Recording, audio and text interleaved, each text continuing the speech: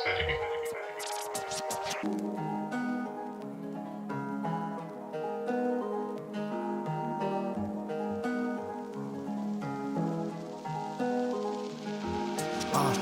ganito ang nangyayari sa mundo? Parang mali, tama ba yung sinasabi ko? Pelikula unti-unting sinasabuhay. Nasa TV kapag kilala ka namatay. Madaming sungay ang mga nasa taas. Ginagawa nila mga labag sa batas. Kita dun sa palabas pero ba't tinanggi pa? Gagawa ng ibang issue para kalimutan na. Ang galing nila diba? Di mo ba napupuna? Bakit ka na paaray? Isa ka ba sa kanila? Nabulag ka na ba sa katotohanan? Mga mata nila tinabunan ng kayamanan. Daming hinaing pero ba't ganun pa rin? Sistema na bulok sa atin ay pinapakain. Ayoko niyan, okay na akong malipasan. Makasindi na lang.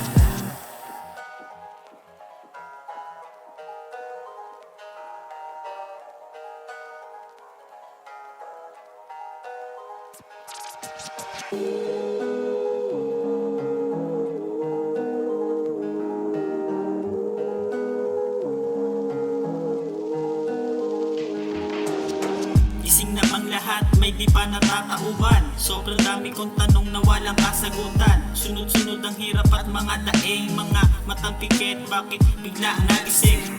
Maglakad ka ng diretso, huwag kang lilingon. Boy, maging bingi ka lang sa narinig mong boy. Hindi sila magsasaka pero marunong magtanim. Sila lang ang batas na dulot sa atin ay lagim. Mga buhay na pinalit, para bang pambayad. Kahit taga-singilay, sariling kababayan. Bakit ganun parang sobrang hindi patas? Nasa harap nyo na ang katarungan, ba't di mahanap? Sino ba sa inyo ang tunay na kriminal? May pagkakaiba pa ba ang legal sa illegal? Parang chemical na sa utak lumalamon, na pag tumagal-tagal ay mahirap ng mamon.